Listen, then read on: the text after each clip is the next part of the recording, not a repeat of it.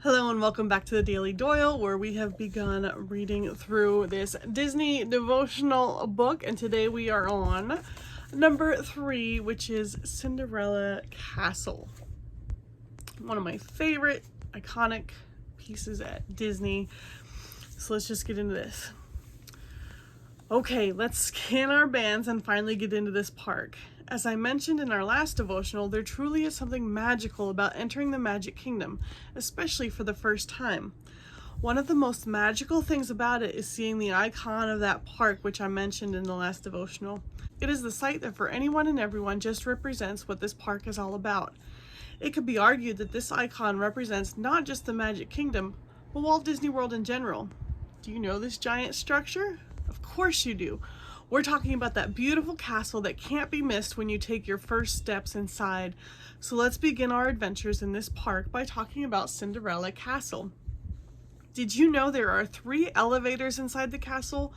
One for guests to Cinderella's Royal Table restaurant, one for restaurant staff use, and the third that goes from the utilidors underneath to the breezeway to the restaurant and then all the way up to the castle suite.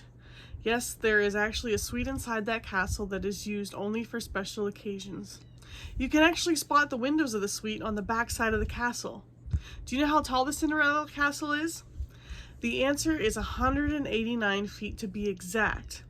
Like a few other Disney attractions such as the Tower of Terror and Everest, it is just under 200 feet. Why? Because FAA regulations state that if a structure is 200 feet or taller, it has to have a light at the top to warn aircraft. And Disney doesn't really want random lights at the top of their attractions. I've heard many times that the castle is the most photographed icon in the world, and I believe it. Our family alone has taken many photos in front of it. When the castle was built in 1971, it was modeled after several real medieval castles in Europe, one of which was Neuschwanstein Castle in Bavaria, Germany. You can catch a great view of this castle riding soaring around the world in Epcot, but more on that later. Castles represented strength and power during the many battles of the Middle Ages era. What comes to mind when you hear the word strength and power? I don't know about you, but when I think about real strength and power, I think about God. The Bible makes it clear that God, like a castle, is a mighty fortress. Psalm 46 says it twice. There are so many times in life where we may feel weak, weary, and tired, but God tells us many times in Scripture to lean on Him and He will make us strong like He is. Psalm 31:24 says, "Be strong and let your heart take courage, all you who wait for the Lord." So not only is God strong and powerful, but He promises to make us those things as well. Have you ever heard Philippians 4:13? It says we can do all things through God who gives us strength. He gives you and me strength.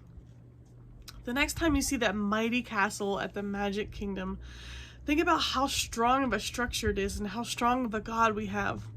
Also remember that we are strong because we have Him in our lives.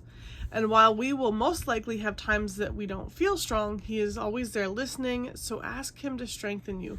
He promises He will. What an awesome God. So that is our devotional for today. Next time when we're back, number 4 is the Walt Disney World Railroad. So check back for that one. Thanks for joining me today, and I hope you have a wonderful rest of your day. See you next time. Bye.